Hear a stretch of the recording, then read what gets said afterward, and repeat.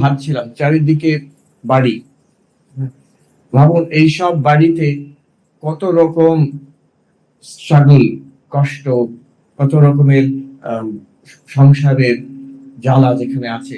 এটিও একটি বাড়ি, এখানেও একটি বাড়ি। এই বাড়িতে কিন্তু যেহেতু ভগবত চর্চা হয়, ঠাকুরের কথা হয়, মায়ের কথা হয়, ঈশ্বরীয় কথা, স্বামী বিবেকানন্দ পার্শ্বদের কথা হয়, ধ্যান হয়, ভজন হয়, এই বাড়িতে কিন্তু শান্তি। এগুলো সবই বাড়ি, এই একটা বাড়িতে শান্তি আছে সবসময়। ঠিক তেমনি এই আমাদের মাথার ভেতরে একটা বাড়ি আছে, সেই বাড়িতেও আমরা ভরে রাখতে পারি এমন এমন জিনিস যার জন্য সারাক্ষণ আমরা উদ্বিগ্ন হয়ে থাকতে পারি, অশান্ত হয়ে থাকতে পারি, কিংবা এমন একটা অ্যাটমসফিয়ার সৃষ্টি করতে পারি আমরা ভেতরে যাতে এইরকম শান্তি চিরকাল আমাদের মধ্যে একটা atmosphere, we can create that kind of an atmosphere. একটা খুব সুন্দর কথা আমি শুনেছিলাম, হিমালয়ের একটি সাধু বলছেন হিন্দিতে, কিন্তু কথাটা আমি বলে আমি বাংলাতে করে দিচ্ছি। বলছেন যে শান্ত মন মে ভলা সংসার কন দেখা है महात्मा जी। শান্ত মনে কে সংসার দেখেছে? আমরা ভাবি, দেখুন কথাটা কেমন, যেটাকে বলে কাউন্টার ইনটুইটিভ। আমরা সাধারণত এইভাবে ভাবি না। আমরা ভাবি সংসারের জ্বালায় আমার মন অশান্ত হচ্ছে, লোকেদের ব্যবহার, বাইরে হয়তো অনেক রকম ঝামেলা, টাকা পয়সার সমস্যা আছে, শরীর, এই কোভিড, তারপরে সংসারের যে মানুষদের, বাচ্চাদের, বড়দের, বুড়োদের অনেক রকম সমস্যা, এইসব জ্বালাতে আমার মন অশান্ত। কেন অশান্ত?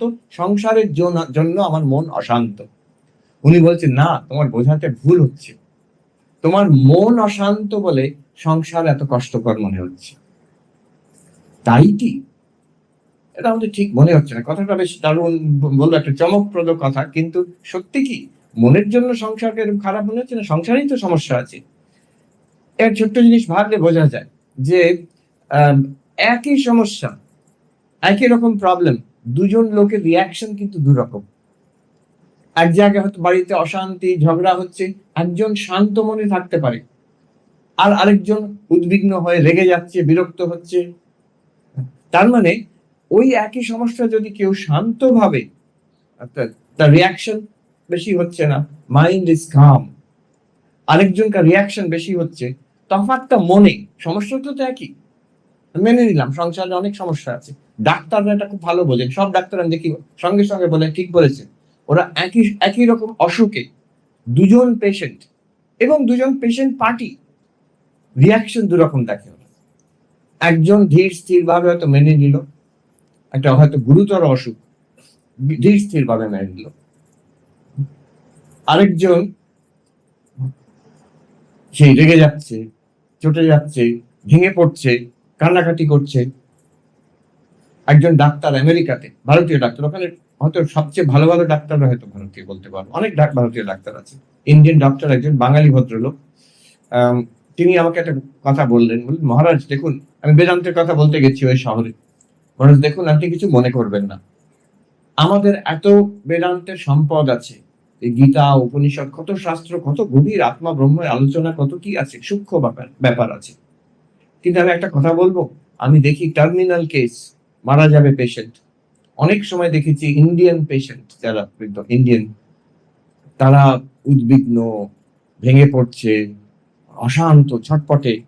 আবার আমি দেখেছি আমেরিকান খ্রিস্টান, হিন্দু নয়, খ্রিস্টান, তার একটা সরল ভগবানে বিশ্বাস আছে, যিশুতে বিশ্বাস আছে, সে কিন্তু শান্তভাবে মেনে নিল, বললো থ্যাংক ইউ ডক্টর, আপনি যথেষ্ট করেছেন, আমি খুব গ্রেটফুল। মারা যাচ্ছে সে। তো তফাৎটা কেন হচ্ছে? বলছি দেখুন, সে কিন্তু যেটুকু সে জানে, একটা সরল বিশ্বাস ভগবানের, ঈশ্বরে, তার যিশুর উপরে বিশ্বাস আছে, ভক্তি আছে, শ্রদ্ধা আছে, আমাকে তিনি দেখবেন, তাতেই তার হয়ে যাচ্ছে। আর আমরা এত আত্মা, ব্রহ্ম, চৈতন্য, পঞ্চকোষ বিচার এসব করেও কিন্তু মুখে মুখে কথাটা যদি মুখে মুখে থেকে যায়, অন্তরে না ঢোকে, যখন ঠাকুর বলছেন যে বেড়াল যখন টিয়া পাখিকে ধরে, টিয়া পাখি যতই রাম রাম শেখাও, বেড়াল ধরলে সে ক্যাঁ করে উঠবে। বেড়াল মানে মৃত্যু, বেড়াল মানে যে রোগ, শোক, তাপ, তখন আমরা ক্যাঁ করে উঠি। যে যে তত্ত্বটিকে, যেটাকে আমি অন্তরে অন্তঃসাৎ করতে পারবো, অ্যাসিমিলেট করতে পারবো, সেটা আমার কাজ দেবে। যেটা শুধু বইয়ের কথা রয়ে গেল, সেটা কাজ দেবে না। এটা একটা কিন্তু বড় কথা, ভেবে রাখা দরকার। ওই সাধুর কথা আছে যে তাকে সে পড়েছে, আমি ব্রহ্ম, আমি শরীর নই, মন নই। তার একটা ছোটখাটো অপারেশন হবে হাতে। তো ডাক্তার বলেছে একটা অ্যানেস্থেশিয়া দিয়ে দিই, লোকাল অ্যানেস্থেশিয়া।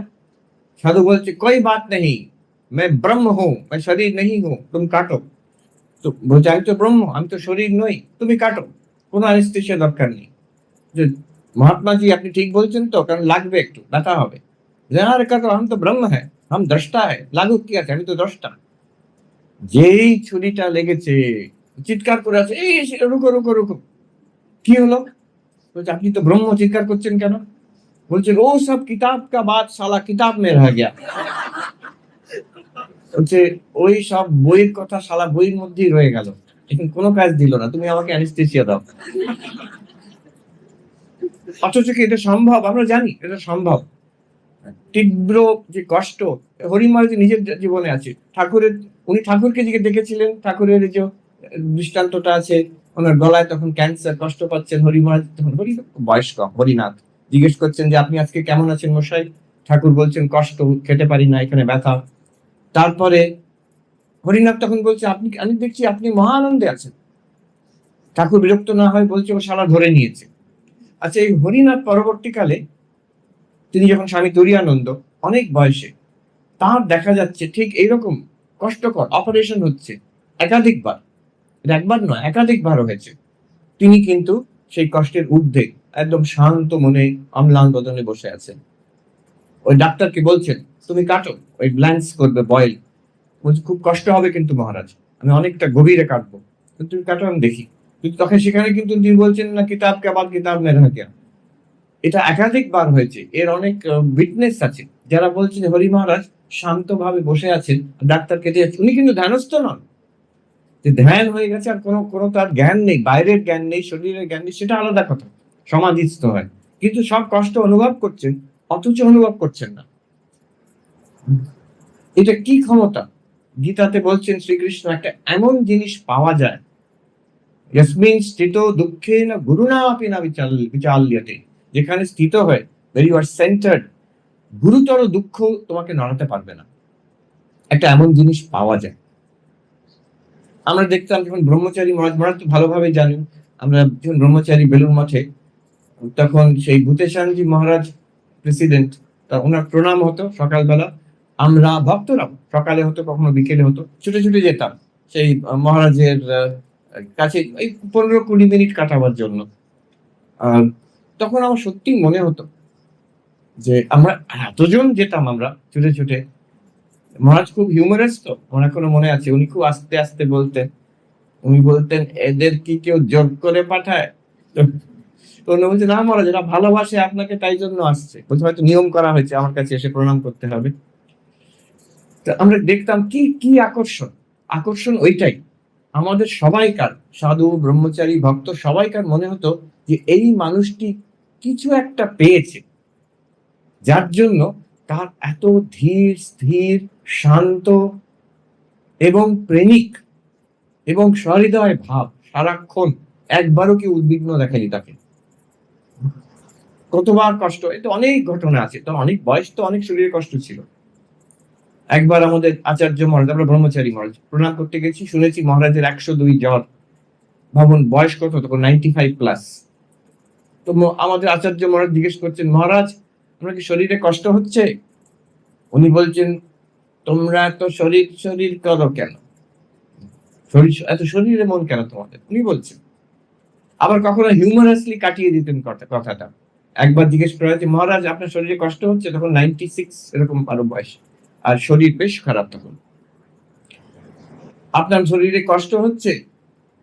তো তখন মহারাজ বলছেন হ্যাঁ, আমার হাঁটুটা কনকন করছে, আমার এই চোখ দুটো কড়কড় করছে, কানটা কানটা ভোঁ ভোঁ করছে, প্রত্যেকটা ভাষার চয়েস আমি অত বলতে পারবো না, প্রত্যেকটা অঙ্গতে কি হচ্ছে ঠিক ঠিক যে বাংলা ভাষায় যেগুলো আছে, হ্যাঁ, এই কপালটা ডিপ ডিপ করছে, এই করে সবটা ডেসক্রিপশন দিয়ে বললেন, তবে আমি কমপ্লেন করছি না, আমি এসব নিয়ে ভালোই আছি।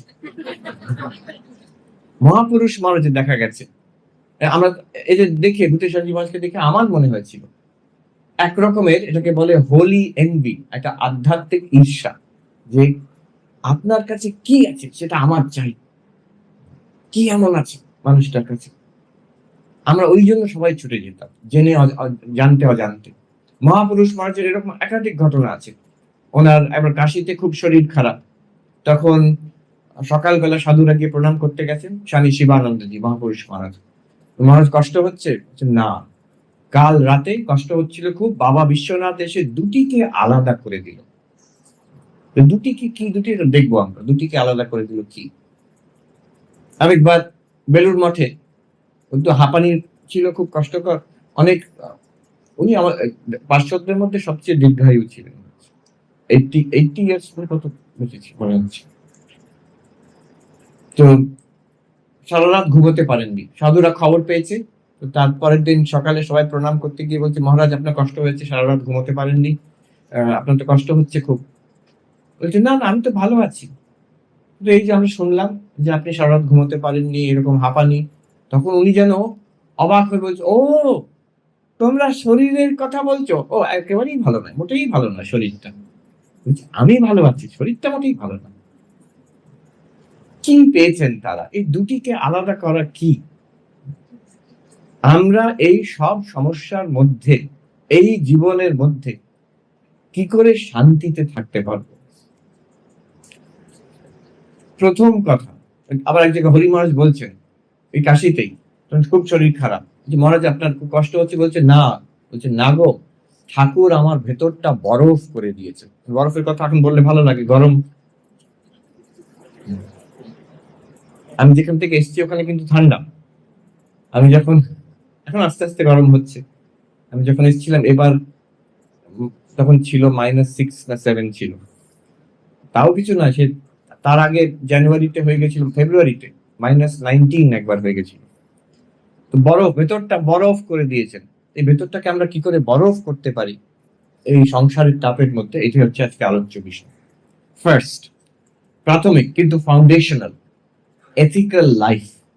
আমি যতক্ষণ আমি নিজের স্ট্যান্ডার্ড, মরাল স্ট্যান্ডার্ড, আমার এই স্ট্যান্ডার্ড, আমার সত্য সত্য কথা বলা, অন্যদের সঙ্গে ব্যবহার, নিজের পার্সোনাল ডিসিপ্লিন, এই ব্যাপারে আমার কিছু নিজের একটা একটা লেভেল, একটা স্ট্যান্ডার্ড, এর থেকে যদি আমি নিজেই নিচে নিচে নেমে যাই, সারাক্ষণ আমার মনেই একটা অন্তরাত্মা আমাকে বলতে থাকবে যে তুমি কিন্তু ভালো লোক না। এটা যতক্ষণ ভেতর থেকে বলবে ততক্ষণ আমি আধ্যাত্মিক হতে পারবো না, ততক্ষণ আমি শান্তিও পাবো না।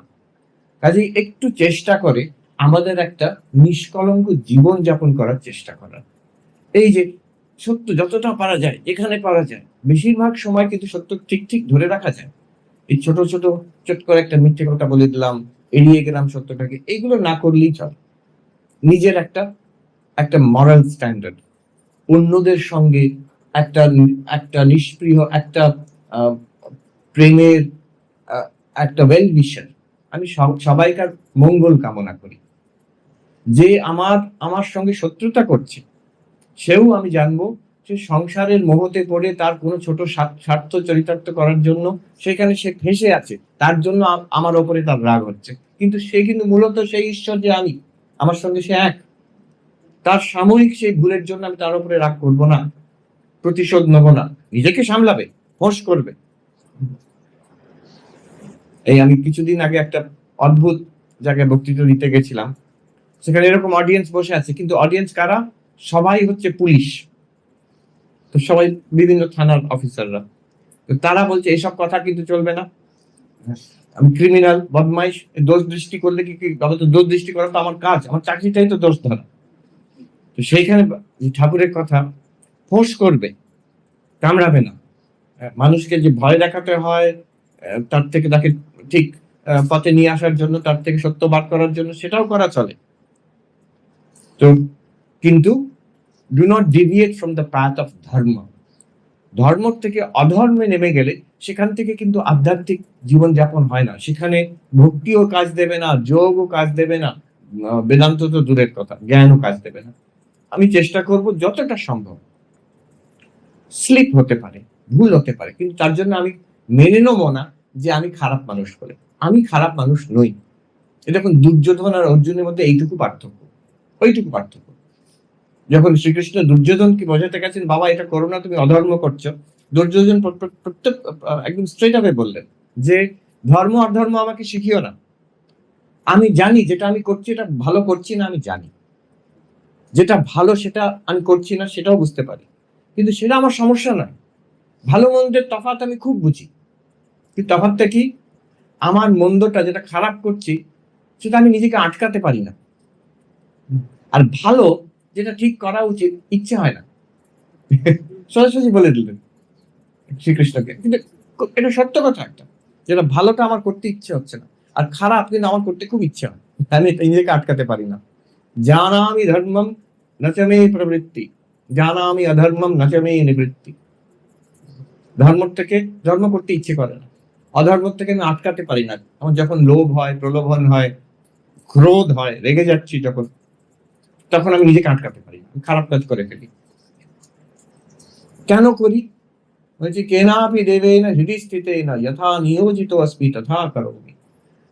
আমার মনের মধ্যে একটা ফোর্স আছে, একটা পাওয়ার আছে আমার সাবকনশিয়াস মাইন্ডে, সেটা সেই কোন এক দেবতা, একটা শক্তি আমাকে যেদিকে ঠেলে দিচ্ছে আমি ওইদিকে চলছি। তুমি ওই ভালো ভালো কথা জ্ঞান দিয়ে কোনো লাভ নেই, তাই তো শুনবো না। অর্জুন একই কথা বলছেন, অর্থাৎ কেন প্রযুক্ত পাপম চরতি পুরুষ অনিচ্ছন্নপি বাসনেয় বলাদিব নিয়োজিত। অর্জুন জিজ্ঞেস করছেন একই কথা যেটা দুর্যোধন বলছেন। অর্জুন বলছেন কিসের দ্বারা, কোন পাওয়ারের দ্বারা, সে impelled by what power does a person commit sin unwillingly. সে চায় না খারাপ করতে কিন্তু খারাপ করে ফেলছে, সে চায় না রাগ করতে কিন্তু কিন্তু রাগ করে ফেলছে, সে চায় না মিথ্যা কথা বলতে, মিথ্যা কথা বলে ফেললো। ডায়াবেটিস হয়েছে, সে চায় না দুটো রসগোল্লা খেতে কিন্তু খেয়ে ফেললো। তো কি পাওয়ার ভেতরে? তারপরে শ্রীকৃষ্ণ তো বোঝালেন, বেদান্তের কথা বোঝাচ্ছেন, মনের সাইকোলজি বোঝাচ্ছেন, কিন্তু আমি আমার পয়েন্টটা এখানে দেখুন, অর্জুন আর দুর্যোধনের মধ্যে একটা তফাৎ। অর্জুন প্রশ্ন করছেন যে কি জন্য এটা হচ্ছে, আমি কি করতে পারি। দুর্যোধন কিন্তু প্রশ্ন করছেন না, দুর্যোধনের কোনো ইচ্ছে নেই আর কিছু চেঞ্জ করার জন্য, এইভাবেই চলবে। ওভাবে চললে কোনোদিন আধ্যাত্মিক কেউ হতে পারবে না। আমি আধ্যাত্মিক হতে পারি, আপনি হতে পারেন, সবাই হতে পারেন, if we are willing to change. একটু চেষ্টা যদি করি আমরা নৈতিক জীবন ধরে রাখার জন্য। ঠাকুর খুব জোর দিতেন বিশেষ করে সত্যের উপরে, সত্য কলির তপস্যা বলে। আমার মনে আছে এক জায়গায় দিল্লিতে দেখলাম একজন বৃদ্ধা ভদ্রমহিলা, তিনি অনেক একটা প্রজেক্টের জন্য অনেক টাকা দিয়েছেন। সে তখন পূজনীয় স্বামী গৌতমানন্দজি মহারাজ ভাইস প্রেসিডেন্ট তখন গেছিলেন। আমি সবে দিল্লিতে পৌঁছেছি এবার আমেরিকা থেকে। মহারাজ আমি পাশে দাঁড়িয়েছিলাম বলে মহারাজ একটা কথা বললেন, তাকে ডেকে নিয়ে তিনি প্রণাম করে চলে গেছিলেন। মহারাজ আবার ডেকে আনলেন, একটা কথা বলেন, কেউ শুনতে পায়নি, আমি শুনেছি আর উনি শুনেছেন। মহারাজ কথা যেমন বললেন এত হৃদয় স্পর্শী। উনি বললেন যে দেখো, ঠাকুর সবাইকার টাকা গ্রহণ করেন না, তোমারটা গ্রহণ করেছেন তিনি, তুমি ধন্য, you are blessed.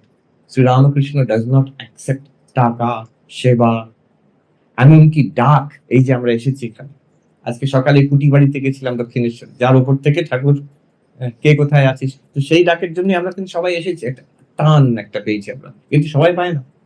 You are blessed, যে যেখানে আছে। আমি যদি ঠাকুরকে ভালো লেগেছে একবার, তাহলে আমরা এখানকার লোক, কিছু সেবা করছি, ঠাকুর অ্যাকসেপ্ট করছে। তো এটা একটা মরাল স্ট্যান্ডার্ড দরকার, এটা রক্ষা করতে হয়, ইটস ভেরি ভ্যালুয়েবল। আচ্ছা, এটা মরাল। আমি অনৈতিক কাজ করব না, আমি সত্য কথা বলবো, নিজের জীবনে একটা ডিসিপ্লিন রাখবো, মানুষের আমি I will be a well wisher to people.